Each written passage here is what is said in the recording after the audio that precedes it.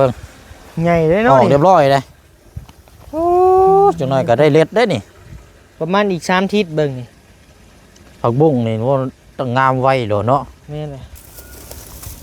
จุดรถเพราะว่าตัวนี้ตัวที่เฮาพกมันนี่พี่น้อง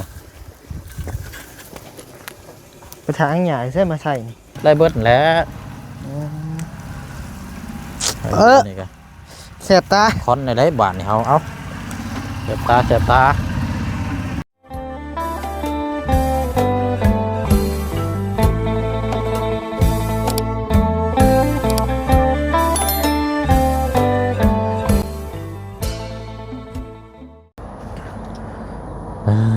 เอาสบายดีแล้วน้องเด้อโอ้ยเอาพี่น้องทางน้องนิว มาฮอดแล้ว เดินทางมาฮอดเป็นที่เรียบร้อยเนาะแต่ว่าแวะเข้าไปเฮือนลุงก่อนบ่ แม่นแวะไปแล้ว ดูเหมือนเด้อ แวะเอาอันหนูเอากระแต กระแตไม่ไหว ไปให้เพิ่น มีก้อยได้นี่เนาะ เพิ่นว่าเพิ่นสิแกล้งได้ โอ้แกงหรืออ้อมเนาะ แม่นประมาณนั้นแหละ เอาซะไปหน่อยมาฮอดจดถึงแล้ว เย็นเนาะอยู่นี่เนาะ โมเมนต์ได้อากาศเริ่มเย็นนี่ได้นี่นะ บ่ เพราะว่ามันฝนตกอยู่มาได้เวียดผ้าฝนตกไผ่ผ้ากระรับ มีไฟใส่บ่สนามแรง ถึงว่าตัวนี้ก็ยังบ่มาอยู่ไฟกัน โดย คิดนักอยู่ได้นี่พี่น้อย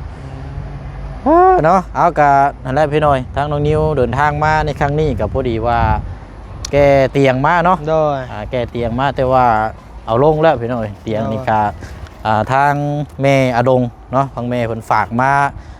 ยอดเดียวกันครับที่ซื้อตู้เย็นนั่นแหละพี่น้อยเนาะเดือนจังหันนะแม่เพิ่นว่าให้ซื้อเตียง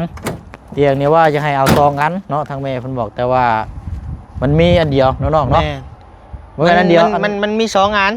เตียงรุ่นนี้แต่ว่าราคามันแพง ตัวนี้นี่อันเท่าไรก็ เพิ่นขาย500,000เป็นรุ่น4,500 เนาะ โดย ตัวเดียวกันซ้ำกับมันของทั้งน้องเทพน้องเอ้ย โดย นี่กัน อันเดียวกันบ่ ตัวเดียวซ้ำกัน ราคาพอๆกันซ้ำกันนั่นแหละแต่ว่า รุ่น ตัว นี้บ่ไป ที่ ซื้อให้น้องเทม แม่นตัวเดียวนี่แหละ4,500แต่ว่าอันแบบตัวนั้นน่ะมันบ่มีเนาะเนาะมันเบิด รุ่น300,000น่ะบ่มี โดย เป็นขาย3,500ตัวนั้นก็มันเป็นรุ่นให้300,000บ่ ส่วนว่าตัวนี้ก็เพียงก็ขายดีเนาะนั่นก็โอ้ โด ย ย เอาอันเดียวนี่ก็ไล่อีดอกพี่น้องอันนี้ก็เฮาโยกย้ายไปมองพ่อได้มองนั่งกินกับข้าวกับน้ำแต่ว่าเฮาก็สิเคลียร์ปั๊บหน้าที่หน้าทางเนาะหน้าบ้านเฮือนชาน โดย คันว่ามันหกจังไดก็ขอโทษขออภัยเด้อพี่น้องเด้อเพราะว่าช่วงนี้ก็แดนน้ำเวียกแน่ โดย แดดร้อนหากมาแต่หาทางน้องลาน้องดอกแค่พี่น้อยไปเบิ่งบุกสวนให้เล่าเพิ่นแหละนั่นก็กระหม่อมอยู่ โดย มานั่นแหละพี่น้อยก็ทางน้องนิวมาแล้วก็เป็นนี่ได้มาเห็นคือเก่าอยู่บ่ บ่คือเก่าแล้วเปลี่ยนคักเป็นแน่พี่น้องเอ้ย เอาเดี๋ยวเปรียบกับหน้ากล้องก่อนซะ ใช่ เป็นนี่ได้คือว่าบ่คือเก่า แปลกหูแปลกตาได้เรียงก็ได้ มันมาฮอดได้ก็ไปเบิ่งเอาแลข้างหลังบ้าน โดย หากที่นี่เบิ่งแล้วเนาะเอาเบิ่ง แล้ว อีกก็ได้ เบิ่งอีกเนาะ เบิ่งมานี่ฮดน้ำได้บัดนี่ คนนำบ่ไปได้นี่เซตโตโยเมื่อแล้วบ่ เอ้อ โตโยเมื่อแล้วเบิ่งใช่ มื้อแล้ว เบิ่งถอดก่อน เดี๋ยวเด้ออัน สา น่ะ วสวนก่อนพี่น้องเอ้ย เดี๋ยวก่อนมันบ่มีสายยางพี่น้องเดี๋ยวเอาอันนี้เอาก่อน เอานั่นมีแล้วบ่ บ่เททิ่มชาตัวนี้มันอันนั้นเดี๋ยวพักเฮามันสิ นี่ ขาด ครับเป่งนี่ก็ได้นี่ บ่เปิดใส่ตัวนี้แล้วก็จุ่มบ่ ตักเลยบ่ มันจะง่าย เบิ่ง เทลงรถตัวนี้ให้มันชุ่มไปเบิดนั่นแหละนั่นแหละ อันนี้ก็พักบ่นี่ก็ชวนพักมันเลยบ่ สวนพักก็ได้มื้อนี้ไปเอา อืม ผักกระแยงมาแต่บ้านน้องไม้ ก็ แล้วมาปลูกใส่นี่แหละพี่น้อง น้องไม้น้องคาย แม่น คือคุ้นๆบ้านเพิ่นอยู่ใช่ปะ เอ้าก็อยู่บ้านสกีพินนี่เด้ เฮาเคยไปเด้เนาะ ไปขึ้นไปอยู่เคยตอนนั้นมา น้องไม้ ติดกับเพื่อนน้องน้ำเด้อันนี้ว่าขึ้นไปซ้ายมือขึ้นไปแล้วนี่สองหลังเราอยู่หั่นน่ะ เฮาบ่เคยไป คือว่ามาก็บ่เตียงอยู่นะแรกๆแต่เริ่มปลูก บ่ บ้าน ปึ๊บโอ้เคยไปอยู่ มีกวม่วงอันนี้ แต่สร้างเฮือนพุ่นเนาะ แม่น อ นั่นแหละหลังนั่นแหละ เคยไปอยู่พี่น้องเอ้ย เดี๋ยวมาชมพักเฮาบัดนี้พี่น้องเฮาติดตามมานํกันตั้งแต่เริ่มปลูกแล้วก็เบิ่ง ใหญ่เลย อ เนาะ อกเรียบร้อยเลยโอ้จังน้อยก็ได้เล็ดได้นี่ ประมาณอีก3ทิศเบิ่งนี่ ผักบุ้งนี่ว่าต้องงามไว้โดเนาะ แม่นเลย อ๋ออันเจ้ามีไฟบ่เนาะ ไฟยัง ไม่ว่ายังมาจูดตัวนี้เนี่ย กับไฟบ่มี มาจูดอยู่ห่าง เบิ่ กั ง นเก็บก่อนพี่น้องเพราะว่าเดี๋ยวฟ้าฝนตกมาเดี๋ยวมันสิบ่อันนี้จูดก่อนผักบุ้งอันนี้ผักกาดนั่นนี่ หัวสิงไข่ก็มีอันนี่ หัวจิงไข่กำลังเริ่มกระทอนจากหม่องเก้าพอละมาขยายหม่องใหม่ ใส่เลยบ่นี่ เอาเลยเนาะเอาเลยจวดรถเอาจวดรถเพราะว่าตัวนี้ตัวที่ห้าพกอันนี้พี่น้อง ไปทางหญ้าใส่มาใส่นี่ เอาหญ้าอันกระเจ้าตัดอยู่นี่เด้ บ่ มาพกอันนี้แล้ว รถบัตรนี่อันนี้แหละส่วนพักดูแลเบิ่งน้ำกันถึงเธออ้างเมื่อกับเจ้าอยู่เดี๋ยวกับโฮสพักก็ยังเบิ่งดูแลแต่ว่าอยากได้แต่ตะนางได้อ้อมไว้กันว่า บ่มก็ได้เฮาอ่ะ ฮะ บ่มีตี้ไก่เท่านี้ ไก่อยู่ห่างมานะ มาขวดบ่ เป็น10ตัวมันก็หอยเหยียบนะมึงไง นี่เนาะ ไวได้นี่ พักยังตัวนี้ไอ้ ตัวนี้น่าจะเป็นผักกาด อืม ผักกาดซองนานอันนี้จะเป็นผักชีบ่ผักหยังนะอันนี้ยังบ่ทันได้ออกอยู่ ตัวพกไว้เด้ กระปกนี่ยังบ่ทันได้ออกอยู่ตัวนี้ พักยังไงน่ะ ตัวนี้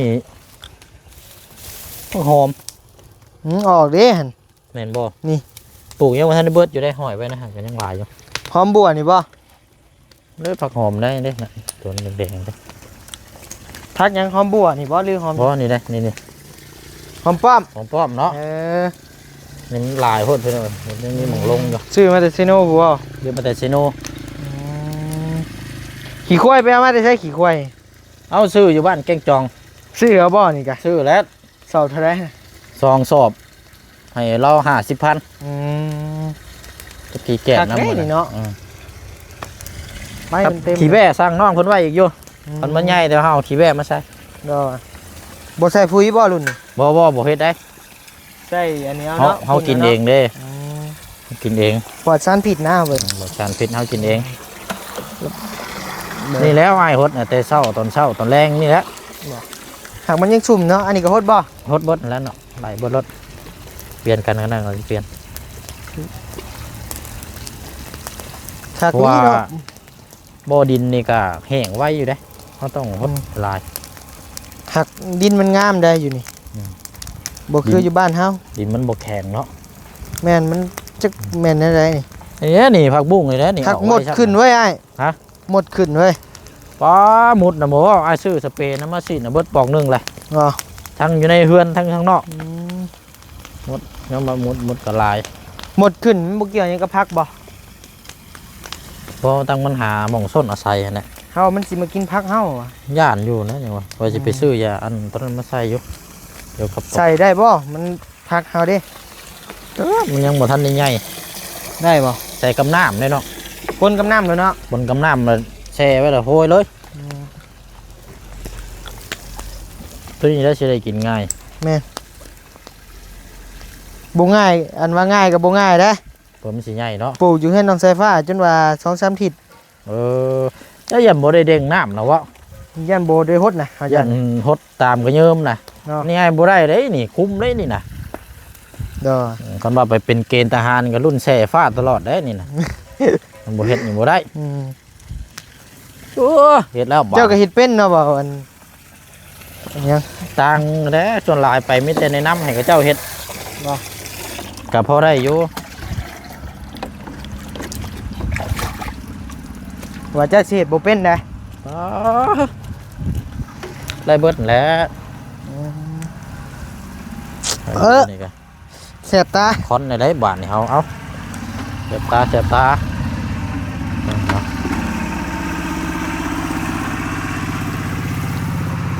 ด็กคอนแล้วบาทนี้พี่น้องเอ้ยเบิ่งโอ้ย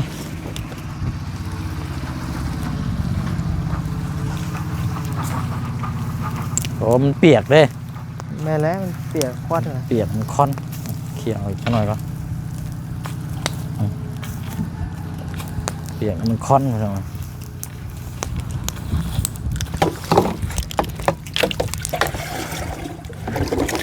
นี่จะมาแล้วมาเหยียบนี่ระวังแต่ตัวนี้แหละ แล้วก็ มาเหยียบ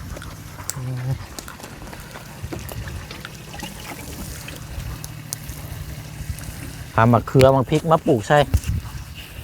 แม่นมัก ปลูก เพชร ไว้ อีกแล้วนี่ รอบๆมาพริกนี่มันแนวที่เขากินไว้ไรไว้นี่เขาคิดซะว่ามองนี่ให้มันเป็นสวนซะ จัดเป็นสวนเลยเนาะ เอาเป็นสวนเลยเอาอย่างกระยาเนาะมาปลูกอยู่นี่นะ เออ ศูนย์รวม แต่ว่าเฮือนลุงเฮิมนี่บ่มีเราบ่ปลูกเนาะ โน้มบ่ได้แล้ว มันดินพอดีเฮือนนะ บ่ขังโก้ขามพ่นก็มีอยู่ หักดินแข็งแน่นะ แต่ว่าดินมันดินแข็งอยู่หั่นน่ะมันบ่ได้นิ่มคือแบบนี้ อันนี้มันเป็นดินทรายเดี๋ยวว่าคือพุ่นไปนะ อันนี้มันเวลาขุดนี่มันแตกได้ แม่ แตกพุงเวลาเห็ดมันก็ง่าย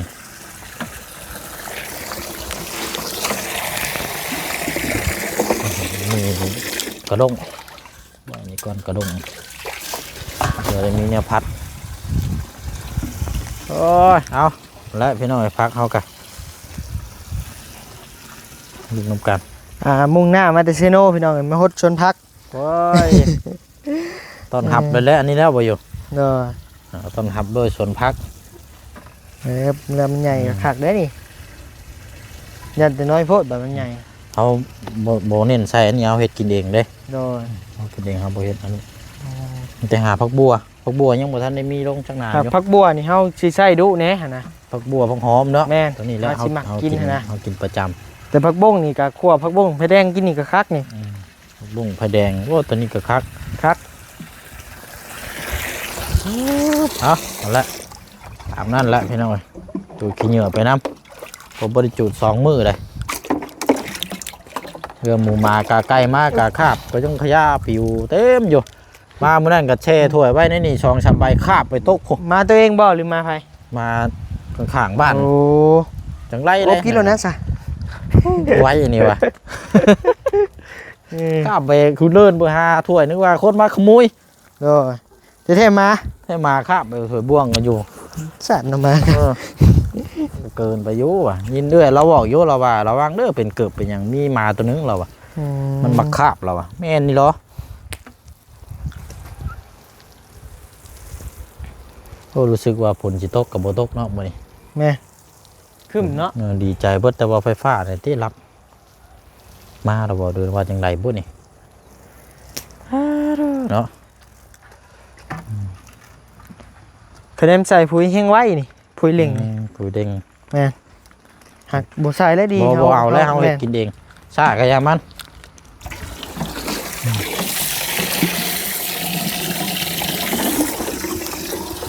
สารละพี่ก่อนก็ได้เนาะเดี๋ยวจังต่อกันมานั่งเตียงนี่ก่อนบัดนี้เดี๋ยว บาทหนึงก้อนชนะกระเทินแหละ วันนี้บ่ แม่น อ๋อบอกเลยพี่น้องหมักจกน้องสอนยังว่าแต่เมื่อคืนเนาะอยู่ ยืมเขาบ่ ยืมทั้งส่วนทั้งหมักจก เด้อ เจ้าของแล้วก็อยู่เวียงจันทน์พูดอยู่นี่ ไปเวียงจันทน์แล้วบ่ ไป น่ะ เวียงจันทน์เลยไปแล้วก็ถือเขาเจ้าโกงรถหาเงินมาค่ารถกับบ่มีอยู่เดี๋ยวนี้ อืม จักสิเฮ็ดแนวใด เขาตัวไปบ่ เอาตัวไปว่า ไปเฮ็ดเวียกน้ำข่อยในมือละ400,000 โดย งานก่อสร้างมันไปฮอดจนให้ละ150,000กีบ โอ้ยเราอะ สร้างเฮ็ดเฮ็ดดิ ไปโลด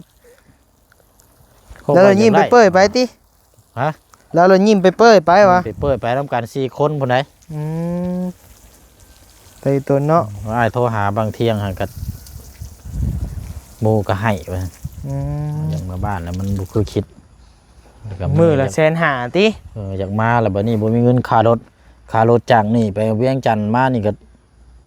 ตอนขึ้นไปตะกี้นั่น380,000เรา โดย บัดนี้น้ำมันมันแพงก็เจ้าปรับขึ้น บ่หาแสนบ่ยัก 480เลย ปอตอ ต่อเที่ยวหนึง คนหนึง ต่อคน โดย เอาเรื่องอยู่เนาะ แม่นตะกี้คนละ180,000ก็ยังว่าแพง น้ำมันเฮาเท่าไหร่เดี๋ยวนี้น้ำมัน ลิตรหนึง40ปลายพันได้ มื้อนี้ได้ แม่นพอนั่นแหละจังว่าบ่ได้เติมน้ำมันมาหมดครึ่งทางเลยว่าสิมาเอาน้ำมันอยู่พี่ไส อยู่ในถังเนาะ แม่ ไอ้เห็นอยู่นี่เจอ คิดไว้อยู่บัด เออ บ่เสียบ่ไปบ่ว่าซั่น ไว้เติมเมื่อวานนี่น่ะ38 1,000 โดย เครื่องถังเบิดล้านปลาย เครื่องทางเป็นล้านไป เบิดเลย ตะกี้นี่ล้าน200,000นี่เต็มทาง ล้าน2แสนเนี่ยเต็มทางจนล้นจนชั้นเนาะ แม่นเด็บมาบัดนี้เราบ่ป้อดอกเต็มทาง2ล้านกว่าได้เงิน2ล้านเนาะ 3,000 บาทเต็มทาง 3,000 บาทนะพอดีเต็มทางนะเดี๋ยวนี้นะ แม่น เดี๋ยวบ่กล้าออกไปไกลนะยังว่าช่วงเฮาอันนี้เฮาก็อันนี้ก่อน โดย มีแต่ว่าเฮา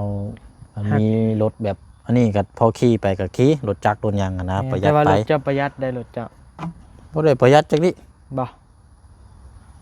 เฮารถเฮาได้เปลือง คือว่าได้ก็อีซูธรรมดาอยู่ แม่น มาเฮาบ่ได้บืนบ่ได้หยังเลย แม่น ธรรมดาอยู่ แต่ว่าบัดคือว่าแหละมันประหยัดอยู่กับมันจักสิประหยัดซำใดหั้นนะ อืมประหยัดก็ได้ฉันนั่นแหละมันราคามันก็แพงน้ำมันก็ แม่น ว่า จังว่ากันเรื่องน้ำ คันว่านั่นน่ะไปเติมอยู่พุ่นอยู่เวียด30,000 นิดหนึงบ่ อืม รถเฮาไปได้บ่ จะเอาก็ไล่นะสิเป็นหยัง รถเฮาได้ อ๋อรถ บ่มีใบขับขี่ได้ อ๋อบ่ได้ได้อแต่ว่า เออ คือโดนหน้านี่ได้อยู่ใบได้ทั่วโลก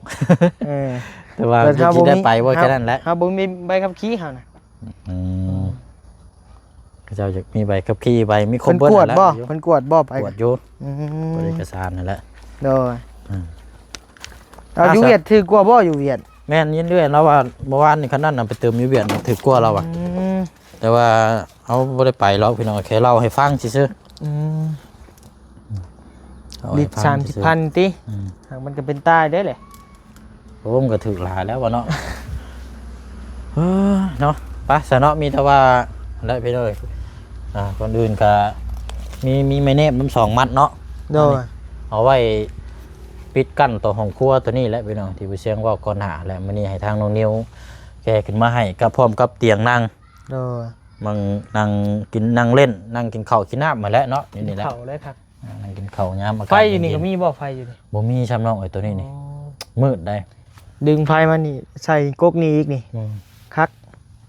มันแรงเนาะ แม่ โอ้ไปทางไหนเนาะเดี๋ยวจะค่อยเฮ็ดค่อยไปเนาะ โดย ว่า และ กัน เบิ่งเดือนหน้าได้เงินจังว่ากัน อืมดอกไผ่ของครัวนี่ยังบ่ทันได้มีอยู่เอาไว้โจไว้ก่อน โดย เพราะว่ามันเฮาต่อหลายพูดหลายมื้อหันกันค่อยเฮ็ดค่อยสร้างไปประตูตัวนี้ก็ยังบ่ทันอันนี้อยู่ แต่ว่าทางน้องนี่สิลงไปเฮือนลุงพุ่นอยู่เนาะ แม่ไปหากินข้าวกินน้ำอยู่พุ่นแล้ว ถ้าเสร็จเดี๋ยวสิลงไปดินน้ำอยู่ โดย อันขึ้นมามีไผแหน่มื้อนี้เนาะ มีบ่าวยาวบ่ตูนบ่ไล่บ่นิ้ว สี่ คน เนาะ โดย แต่ว่าเขาเจ้านี่ขี่รถจักรขึ้นมาเนาะ แม่ที่ว่าอ้ายเพิ่นมีรถจักรเด้เฮาบ่มีรถจักร อืม ถ้าได้มีรถจักรขี่รถจักรพู้นแหล้วมื้อนี้ ขี่รถจักรนาย แต่ว่าก็ ประหยัดเนาะ ขึ้นกับตัวนี้น้ำนี่ คือว่าแล้วเตียงเนาะ เออ เนาะเอาละมันนี่ก็จังว่ากันพี่น้องเอ้ยประหยัดในกันมันเป็นไปได้ก็คือว่านะเนาะ โด มัน ย ปั่นรถถีบพุ่นละเลือกไล่แต่มันโบ้ ขึ้นโน่นกัน ล่มเลยติ โดย หอบกินอะไร เอาปั่นตัวนี้เมื่อเฮือลุงเฮิมกับพ่อแห้งเลยนะ บ่ได้หรอกเนาะ อืม โอ้ยเนาะสู่ไปน้ำคันพี่น้องเอ้ย ยากได้พี่น้องเอ้ยว่าเรื่องน้ำมันน้ำมันคิดง้อเนาะ นี่นั่นแหละสนอมีแต่ว่าเดี๋ยวคลิปนี้ก็นี่แหละพี่น้องเนาะตามมาน้ำหลังอีกเนาะเป็นเตียงทางแม่อดงเนาะทางผู้ใหญ่ใจบุญพี่น้องก็ถือว่านี่แหละวันนี้เนาะทางแม่เพิ่นฝากเงินมาพร้อมกับซื้อตู้เย็นว่าขึ้นมารอบนั้นเอาไปเชิงแกตู้เย็นกับเตาแก๊สมามันเต็มก็เลยบ่ได้เลยให้ทางน้องนิวแกมาให้วันนี้ครับพี่น้องเอ้ยเนาะมีแต่ว่าก็ก่อนสิล่ำสิลาก็มีแต่ว่าขอบมุกขอบใจขอบคุณทางแม่อดงเด้อเนาะอยู่ประเทศไต้หวันเนาะพี่น้องเนาะ จังไดก็ขอให้แม่มีแต่สุขภาพร่างกายแข็งแรงพลามัยโรคภัยไข้เจ็บเนาะบ่ให้มาเบียดมาทัดเด้อเนาะให้มีแต่ความสุขความเจริญสุขกายสบายทางใจเนาะความเจ็บอย่าได้ความไข้อยาสมีสาธุเนาะที่ได้เบิ่งทางน้องนุ่งเนาะเอาขอบใจทั้งน้องนิ้วนํเนาะที่เบิ่งนํกันนั่นแหละพี่น้องเอ้ยแต่ว่าเป็นอีกบ้านหลังนึงไปมากับนี่แหละเช้ามาพักมานอนนำกันหลายคนมันจังอบมันจังอุ่นลาสะเฮาเนาะลาก่อนได้บัดนี้พี่น้องเอ้ยเนาะพูดคุยนำกันเนาะ บ๊ายบายเด้อพี่น้องเด้อเนาะ บ๊ายบาย ไปเนาะโอ้ยไปมาเดี๋ยวบ่เนาะไผนี่ มีอิมซิมอยู่มาแล้วมาแล้วบ่ แม่นบ่ ใช้ ยัง บ่แม่นนะ ยังอยู่ ตายคักบัดนี้พี่น้องครับ มืดแล้วมื้อนี้เนาะ เอออั อันนี้เขาเว้าอยู่ขณะมาเลย บักแดงนี่บ่ เบิดทั้งแดงทั้งขาวก่อนน่ะ โอ้คือเป็นยังสั่นไปกินบ่มาเจ้า เฮ้ยบ่ หยอกเด้อพี่น้องเด้อเนาะ ได้เวลาเลยเพราะว่ามักกินข้าวนี้อ้ายสิมักเทกับข้าวใส่ถ้วยหั่น โอ้ ใส่หม้อ เทเลี้ยงมันอีกบ่นี่ เลี้ยงนั่นแล้วมันยังมาน่ะ นั่นแล้วมันจังมาเฮ็ดใส่ เพราะว่าเหลือกับข้าวกับหยังก็ตัวที่ได้เฮาบ่กินได้มันเทไว้นี้เดี๋ยวมันมากินอยู่นี้ โดย 5 6 7ตัว พอแล้วมันจังมาเนาะอย่าจมบัดนี้อย่าจม เป็นน้ำเฮาเองเนาะ เป็นน้ำเจ้าเอง เอาเดี๋ยวพี่น้อง โอ้ยเลี้ยงมันไปน้ำกระยามันดอก เพราะมันจังอบอุ่นนะ แม่น มันเข้ามา บางเทื่อมาเผาเฮือนเฮาพร้อมเด้ อบอุ่นกว่านี้แล้วนึงก็สิว่าให้มีบางเทื่อมันนอนอยู่นี่เลยก็มีคนมาหยังมันเผามันหยังหั่น โด นะ ย ไปเอาละพี่น้องลาก่อนเด้อพี่น้องเด้อ